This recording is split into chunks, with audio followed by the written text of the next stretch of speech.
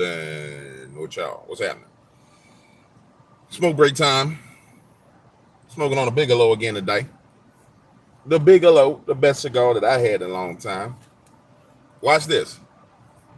So, yesterday I was talking to y'all on my last video before I cut out my live streams about how Candace put out the talking points about it was too late.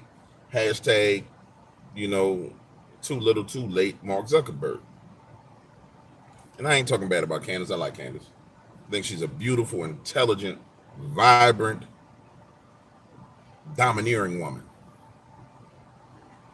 I like her. So, but the talking point started there.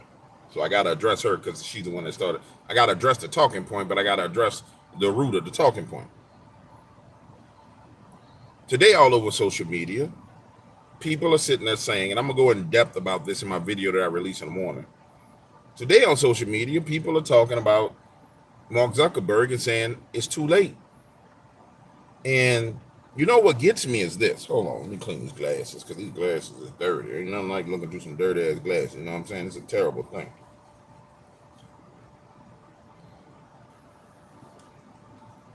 And I guess the best way to explain this to you is to tell you a story. When you're around people who don't know what winning truly looks like, they will snatch defeat out of jaws of victory. It's why you can't have people who don't know how to win around you. Because they don't know when to shut up. They don't know when to let stuff go. Because essentially they losers. I had a person that worked for me one point in time. I had an enemy right where I wanted him. Right where I wanted him. And that individual went out and started doing stuff to snatch defeat out of the jaws of victory because they have a loser's mindset. And the loser don't know when. Shut up. They don't even know what victory looks like. To be clear, I'm not calling Candace Owens a loser. That woman a loser. She's a winner. This ain't about her. It's about this concept of understanding what winning and losing looks like. And the context of Mark Zuckerberg. That's what you call winning. When Mark changes courses, does a 180, and switches sides. So you have to claim the victory and take the victory. You don't dip your hand in black paint and smear it all over the plaque when you get an award. That's like getting a college degree and said, I got my college degree in astrophysics. Yay. Let me spray paint over the degree. You won. You celebrate the win. And that's what you saw with Mark Zuckerberg. He should be celebrated at this point in time. Now, could he switch sides and go back? Yeah. That's when you tear into his behind. But you gotta remember, Mark has been under pressure since 2016 to censor, to block Donald Trump. If I'm not mistaken, Mark took Donald Trump off Facebook, right? So you got to understand what a victory actually looks like in the context of that battle. In the context of the battle against social media platforms, there are victories being had all over the place. Elon Musk buying Twitter, victory for free speech. Rumble popping up under the guises, under all the attacks that were going on free speech by at that point in time, Twitter, YouTube, Facebook, which is Meta, which is Instagram, they were all the same. When Rumble popped up, it was a victory. So if you understand what victory looks like, and you can apply this to your life, man, that's why I'm sharing this with you. If you understand what victory looks like in the context of the battle that you find yourself in, then you know when you've won. The danger is when you've already won a battle and you keep putting pressure on a situation that needs no more pressure. You crack it, you fracture it, and it crumbles. And that's what's happening to the Mark Zuckerberg situation right now. And the only way you see the victory is to understand what the battle was for and the fight was over in the first place. The fight against social media was about anti-censorship and them having an anti-First Amendment approach, saying that, hey, you can't say what you want to say. Now, That's at the lowest level of looking at it. If you elevate to 10,000 foot view and look down on it, no, let's go to 100,000 feet. If you're 100,000 feet in the air looking down on the situation, you know that without censorship, no narrative that they roll out as far as a pandemic or as far as political narrative, none of those narratives stand to hold weight when someone can combat those narratives. And when experts in influence have the ability to speak against those narratives. The only reason why any narrative, for example, Joe Biden had 81 million votes. He had the most votes in the history of voting. The only reason why that narrative stayed in place so long was because of censorship. Russian collusion. The only reason why it stayed in place so long was because of censorship. Everything surrounding the COVID narrative, the only reason why it stayed in place so long was because of the censorship. For example, the doctors that came out, the African doctor who came out with the cure to it immediately was censored, taken off all platforms to where she couldn't speak to people and her influence was cut. So when you see a victory like the one you saw just recently, you don't sit there and just hammer the man. No. People should be embracing that dude. Nah, that don't mean you pull them all the way on the inside and give them all the details of everything that's going on, but you definitely embrace them. And it's dangerous when you're in a situation where people don't understand what victory looks like, what winning looks like. It's really, really dangerous. And in the context of influence, which is centered around words,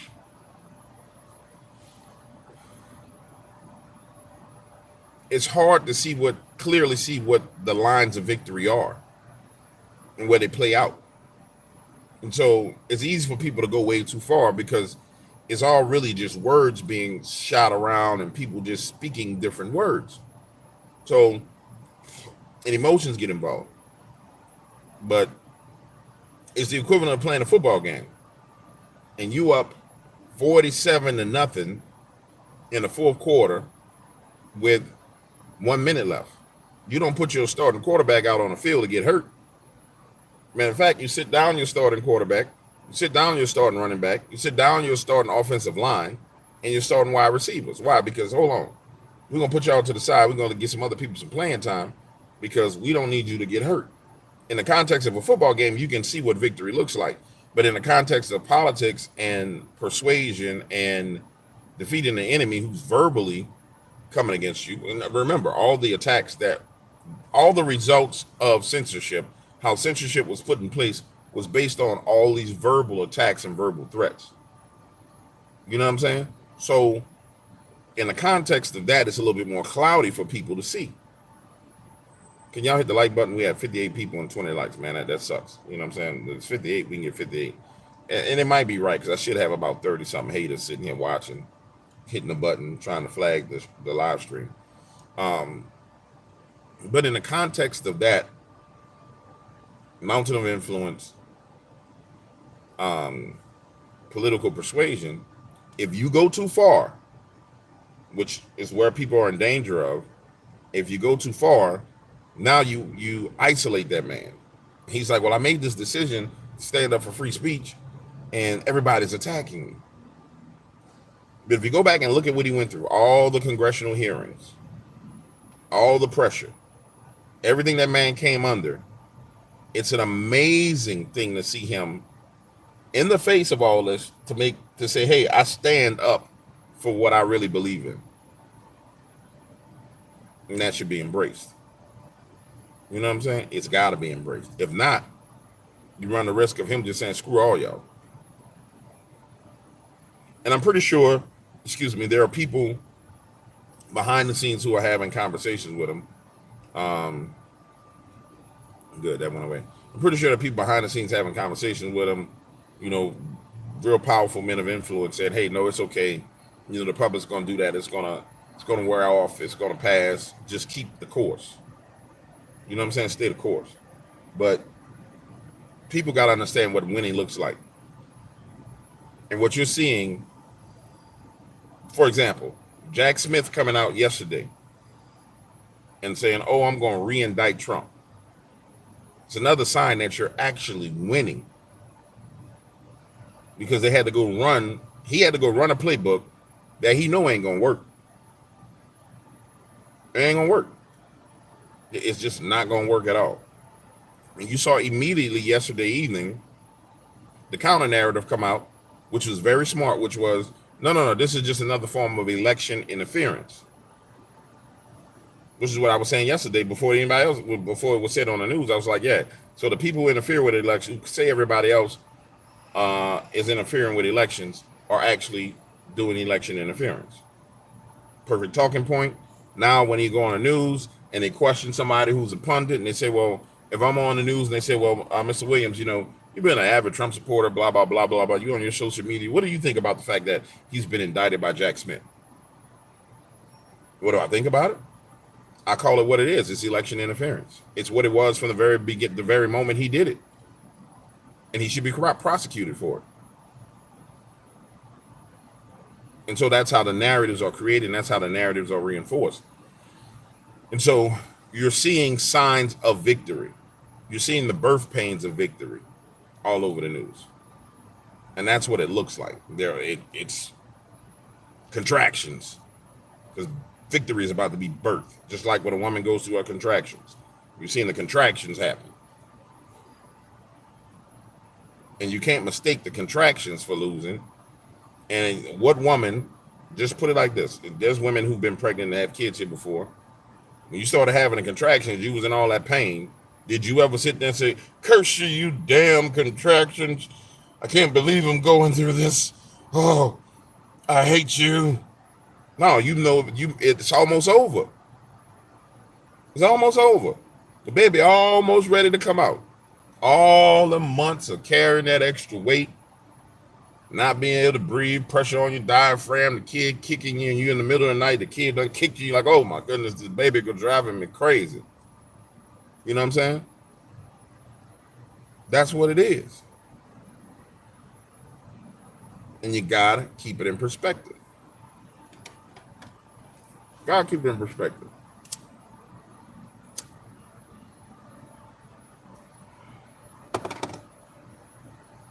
So many people mistake the birth pains of success and victory for something that is not. And then they destroy their victory. You know what I'm saying? They destroy their victory. Somebody said Trump is not the person he was in 2016. You ain't the person you was in 2016. Nobody on this planet is the same person they was in 2016. What happened in 2019, 2020 changed everybody on this planet. Nobody's the same. If somebody tells you I'm the same person I was in 2016, then they're a damn liar. You know what I'm saying? And that's the truth of the matter.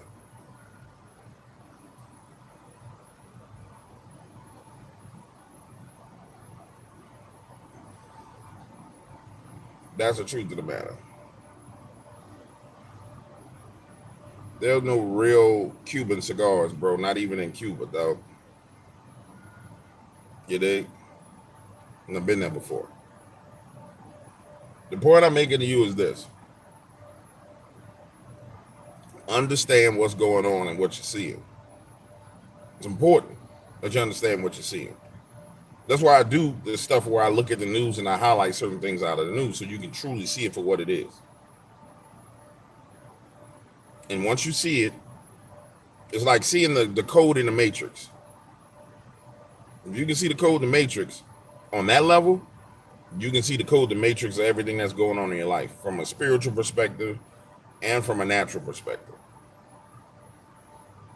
You know what I'm saying?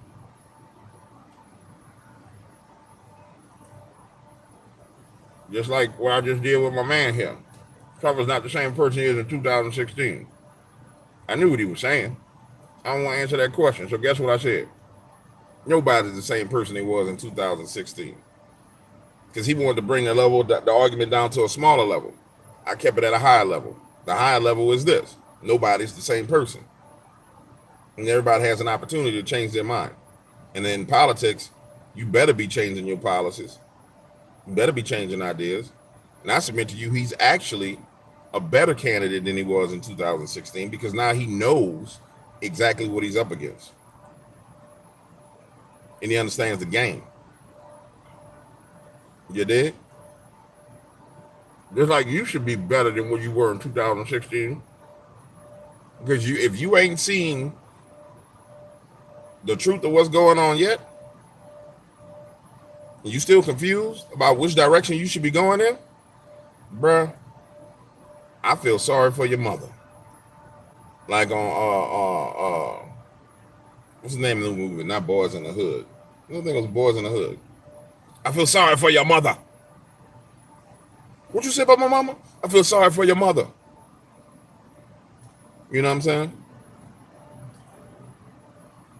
And that's just what it is, bro.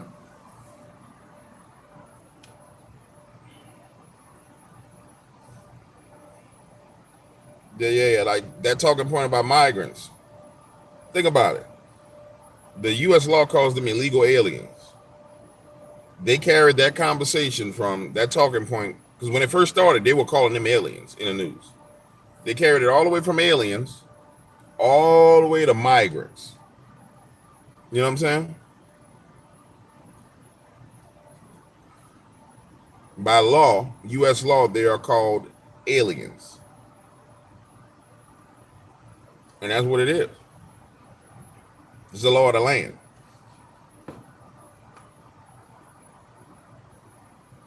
You dig?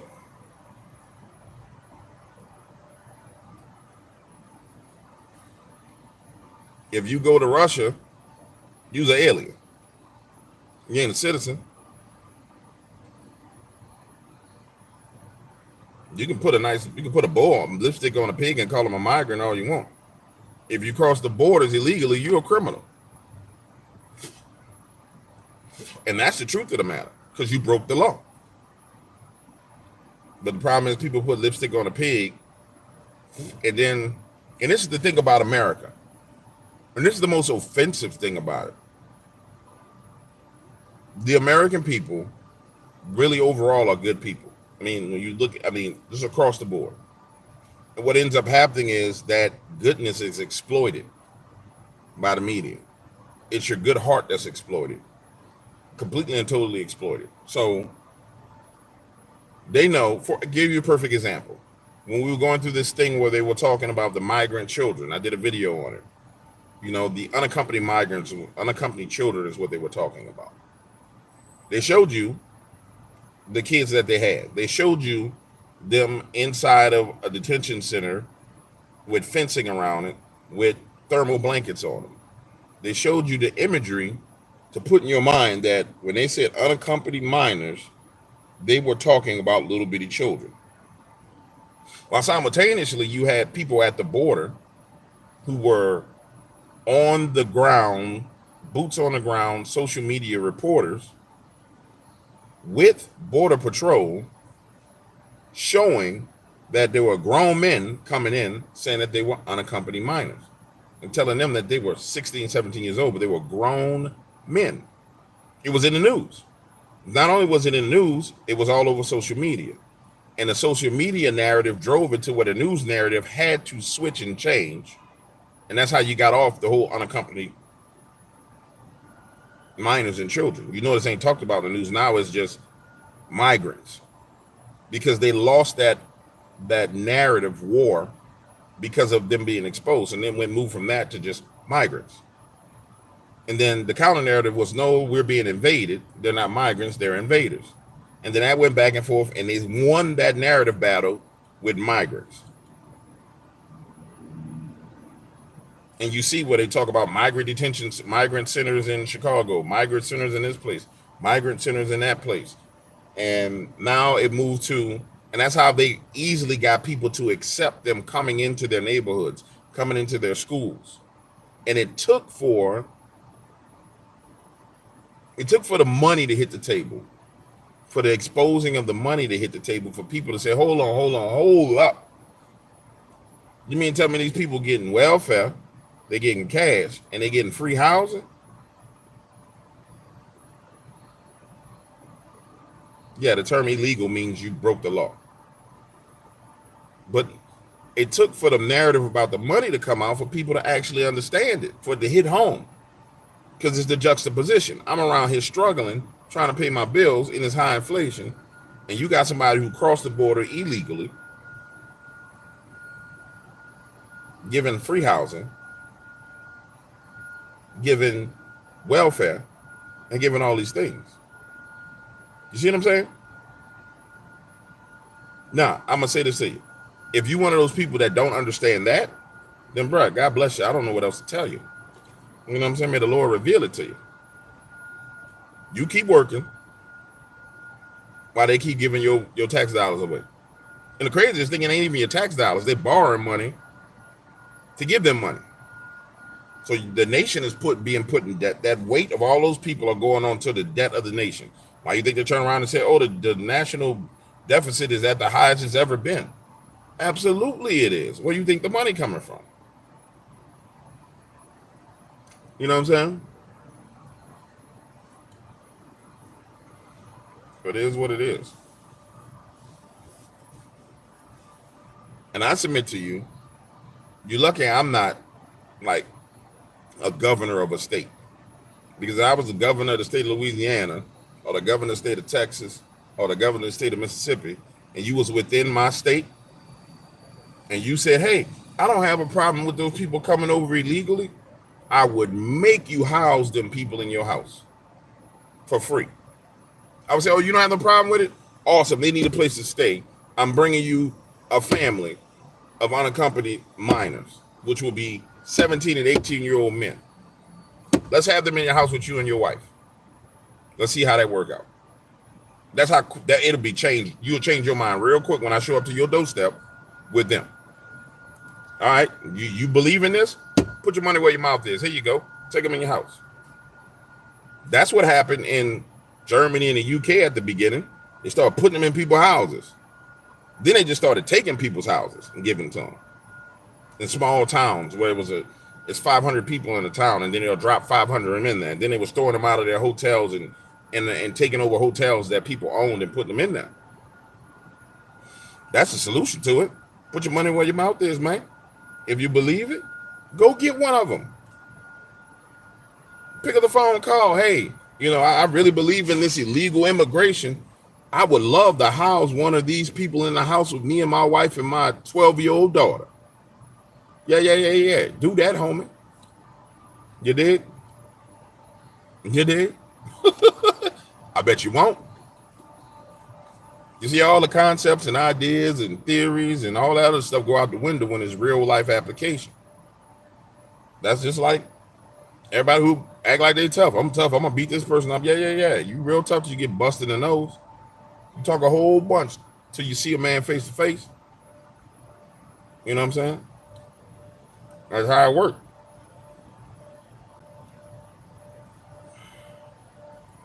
You dig? And that's how you do it, baby.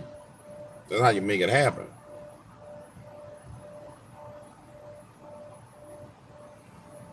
That's the problem. As long as it's something that doesn't directly affect people, really doesn't directly affect them, as long as it's not in front of their face, it's all good. Now, here's the thing that get me, and I'm going to keep it 100% real with you. The replacement migration, which is what it is, the vote that they're replacing is the African-American vote. And so they put them in black neighborhoods, which is why you saw stuff in Chicago go crazy. You're like, hold on, man. You put all these people in here. So then you got the liberal person. Oh, I'm liberal. Yay. Black Lives Matter. I'm liberal. Woo. I support the migration. But I support Black Lives Matter too. And then you are weaponized and it dumped into that community. But I love black people, Black Lives Matter. And you don't even realize how much of a hypocrite you are. You know what I'm saying?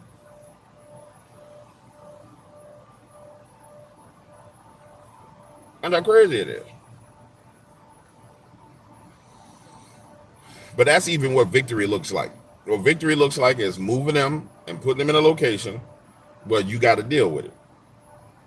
That's what victory looked like when they start putting them on planes and sending them to places that said they were sanctuary cities and sanctuary states. You know what I'm saying? That's what victory actually looked like.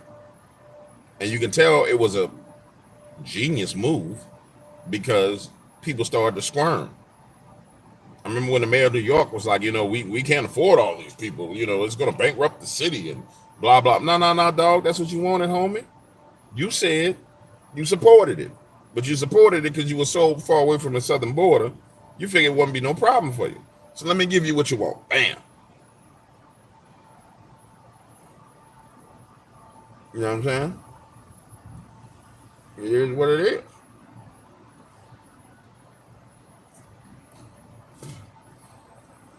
That's why I submit to you, everybody who say America's bad, everybody who say, like the person who said America is concentrated hypocrisy, all them people, if I was president, I would go to your social media and I'll book you a one-way flight to Afghanistan, to Syria, to Somalia. Now I book you. I wouldn't leave you there because you're an American citizen, but I would send you over there for at least a month and just drop you off. Let you go live there for a little while, so you can have an appreciation for the freedoms that you do have. I just drop you off. Like, hey man, go over there. You're lucky I can't teleport people with a snap of my finger. I just be snapping. Boom, you gone. Boom, you gone. Boom, you gone. Boom, you gone. Boom, you gone. Boom, boom, boom, boom, boom. Leave you there for a little while. I promise you're gonna come back hugging the American flag, wrapping it around your body, wearing it as clothing.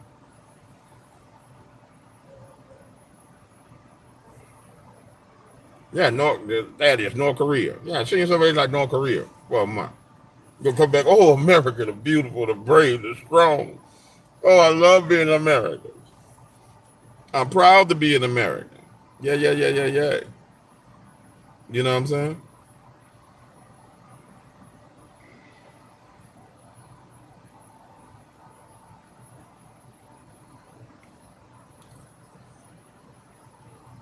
Somebody said, do you think the college electoral committees are going to finagle the election for Kamala?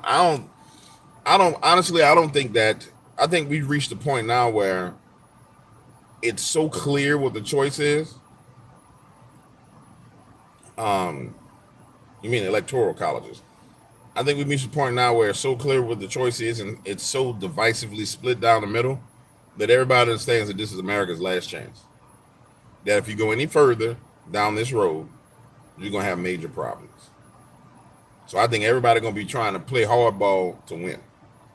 And you got the signs of everybody playing hardball to win because they just shot the ex-president in the face. And again, I remind you, you don't shoot a man in the face on national TV and not wake up every constituent he has. And you don't penetrate dark corners of the political system that were trying to sit on their hands and say, well, man, I'm going to go along to get along. You can't shoot a man in the face and not spark up and wake up people. So I don't think anything that we've seen in the past is the way it's going to be the way it was again.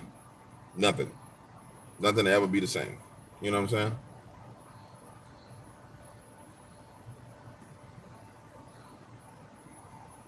I submit to you, somebody talking about Starbucks. I submit to you, the majority of the people who consider themselves to be hardcore liberals that love to get their Starbucks in the morning, give me my tall latte with an extra dash of cinnamon.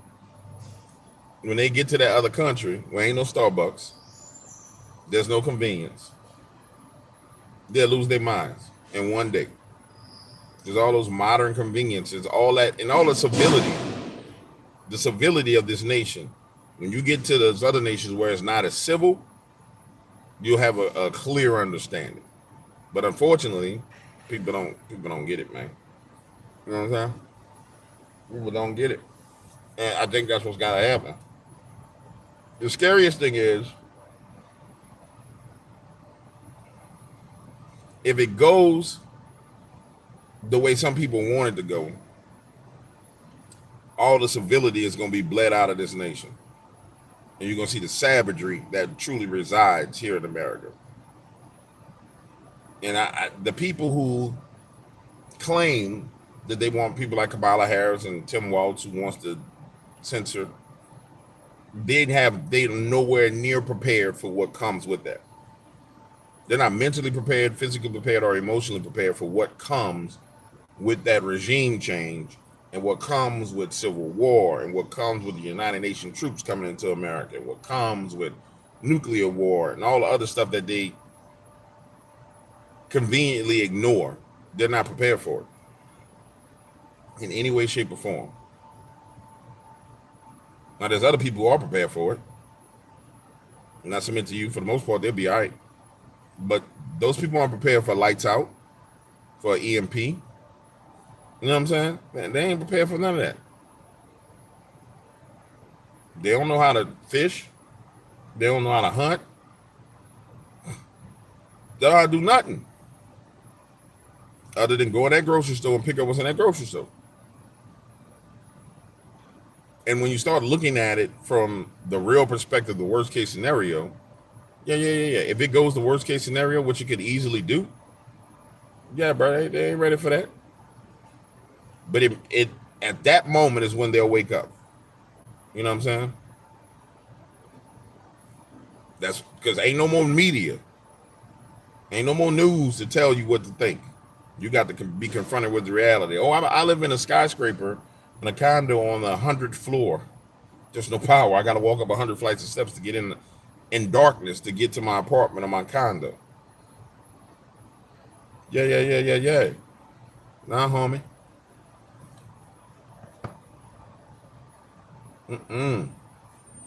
Your emotions don't matter. You know what I'm saying? None of that stuff matter. None of that matter at all.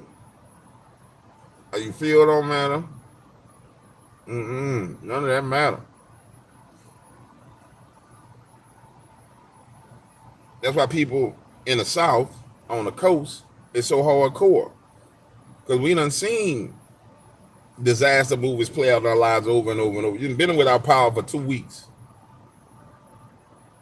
You done had your house destroyed. Anywhere along that coast. You done lost everything multiple times in one lifetime. You know what I'm saying? It is what it is, homie.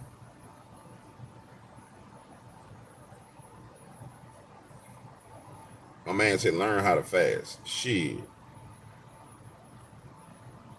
Try fasting without no clean water. And not knowing how to purify water.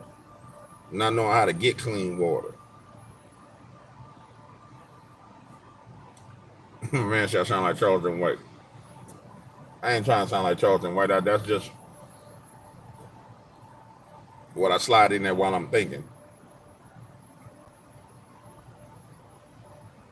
Yeah, Q, you know about a charcoal filter. I ain't talking about you.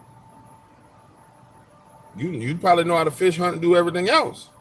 I'm talking about you. You know what I'm saying? I'm talking about the people who don't know. That don't know how to distill water. Don't know how to take some salt water and boil it. Have a little pipe on it, cool it off, and let it drain out until you can drink it. They don't know about none of that. They don't even know to get the water purification tablets. You understand what I'm saying? And it was a huge disservice to them during the pandemic. I remember people, we did a pandemic live stream months before they did the lockdown on my channel. Since then, it might still be up or I deleted. I remember when I was doing it then, people saying, well, man, you tripping. You know, that ain't nobody gonna need to do none of that. That's not gonna be necessary. You don't need to prep for that. The people who didn't even prep, for example, the people who prep for that still have those preps because they invested the money in it. But then people ran out and bought toilet tissue. Remember everybody going to buy toilet tissue? You know what I'm saying? Y'all remember that?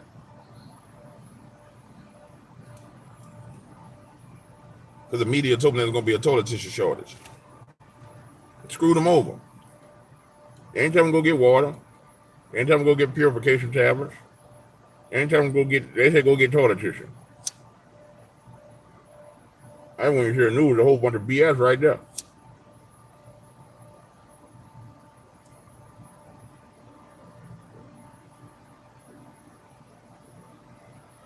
I'm cruising down the Ave here. I'm looking good. Diamonds up against that wood. I'm cruising down the Ave, yo. I'm looking good. I'm banging screw. Diamonds up against that wood.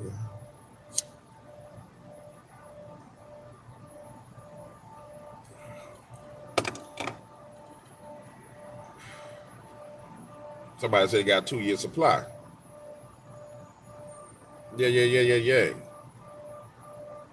And that's all I'm trying to explain to you is when it comes to people being manipulated, if you ain't seen the truth by now, for example, let's take the boo-bops. You know what I'm saying? Take the boo-bops. I know people don't have every boo-bop they can get, still getting sick. And they saying, yeah, maybe this is a scam. Oh, really? Oh, really? Yeah, every boo-bop you can get that's supposed to protect you. And don't let's never mind the fact that they told you when you get the boo-bop, you can't get infected. Then they went to when you get the boo-bop, you may still get infected. What? You told me I couldn't. They just glossed over it like it didn't matter.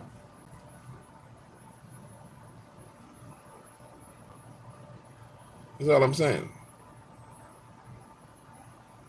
A man said he got 40 solar panels on his roof. He plugged in. He plugged in.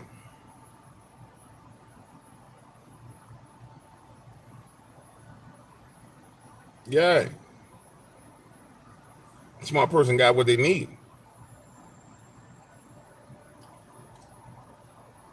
I remember during a time where everybody was being shut down, I went fishing. I was live streaming me fishing. Traps, everything. Man, I had so much fish. Sealed, frozen, it's ridiculous. All kind of catfish. Ain't nothing like a blackened catfish sandwich.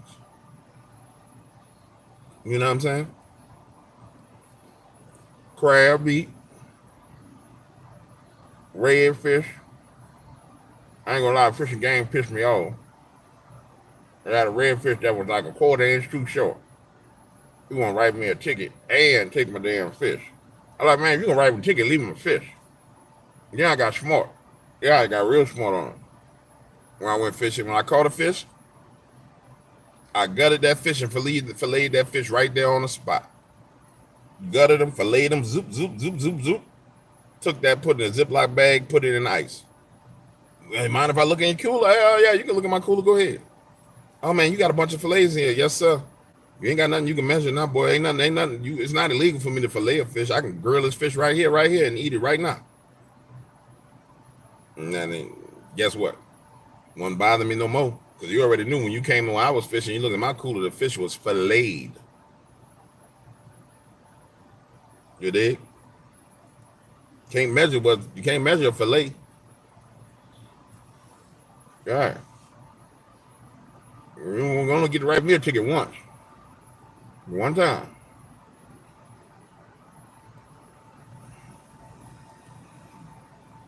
Never again. Ain't care how big the fish was. Every last one of them got filleted. A little bit of crab, put that crab on there, throw them out there, you're getting you a redfish. Cut that crab in half, put that crab on there. Redfish all day long.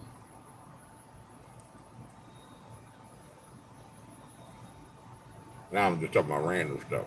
But what I'm saying to you is this.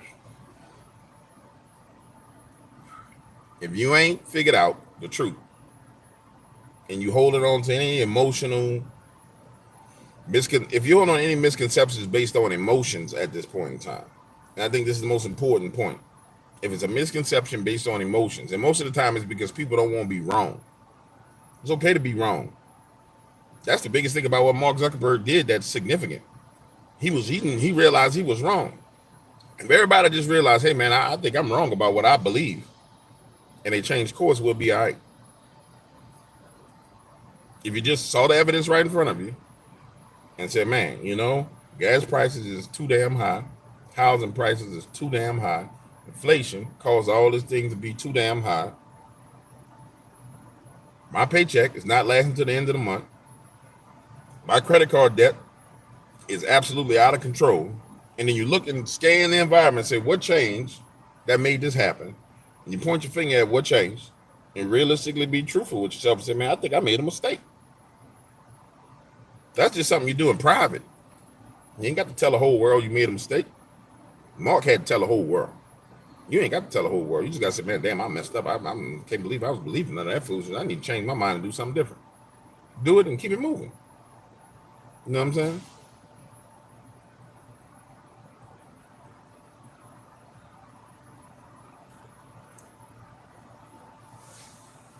Do it and do something different, homie, and keep it moving. It ain't hard to do. It ain't hard to do it all.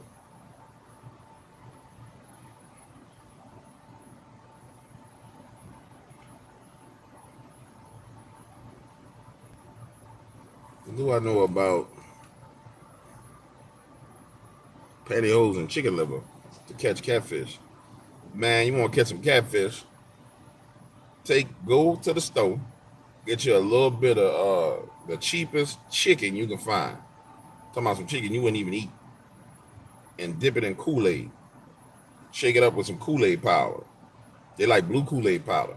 Put blue Kool-Aid powder in a Ziploc bag. Take a little piece of chicken, like a tender. Cut it up, drop it in there, shake it up, put it on a hook. You're gonna catch catfish all day long. You do the same thing with chicken livers too. Catfish all day. In fact, when we were fishing and people would catch catfish, they'd be like, I don't want to eat that catfish, man. You crazy. Give me that. Get my knife. Zoop, zoop, zoop, zoop, zoop. Food is food, homie. You out here acting like you Pritzy. Give me that catfish. Big old catfish. I don't want it. I'm going to throw it back. No, you better not throw that back. Give it here. I'll give you $1 for it. Nah, it's real. Okay, cool. Give me that catfish. What's wrong with you?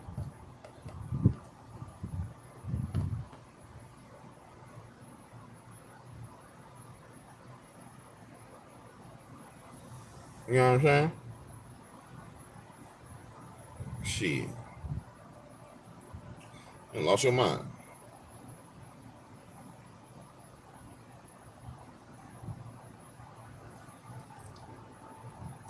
We don't have no red snapper. We got red fish. Snapper is deep ocean. That's when you go deep water fishing. We're talking about red fish with the black dot.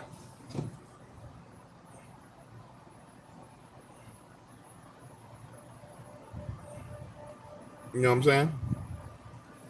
Bro, why is you in here asking me about Dog Man and doing live at the LBL? Bro, I don't give a shit about the LBL. I thought I made that clear. I don't give a shit about no Dog Man. Go to one of them Dog Man channels and go see, get them to go to live at the LBL and get eaten alive. All they're going to do is go to the campsites anyway. So I'm going to go over there to the bluff where the real monster's at. You know what I'm saying?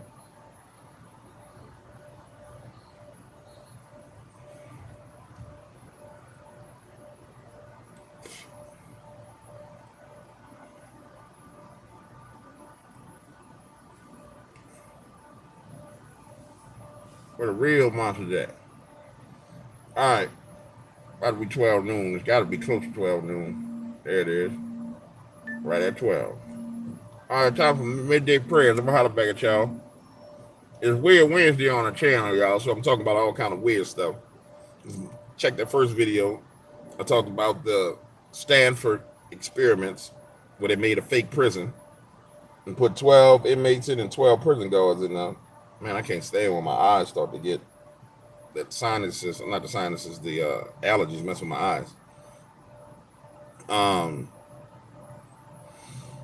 The Stanford experiments where they took 12 guys that were prisoners and 12 guys that were inmates and put them in a fake mock prison and how people lost their mind. And I explained to y'all how that is actually what they do to people in politics.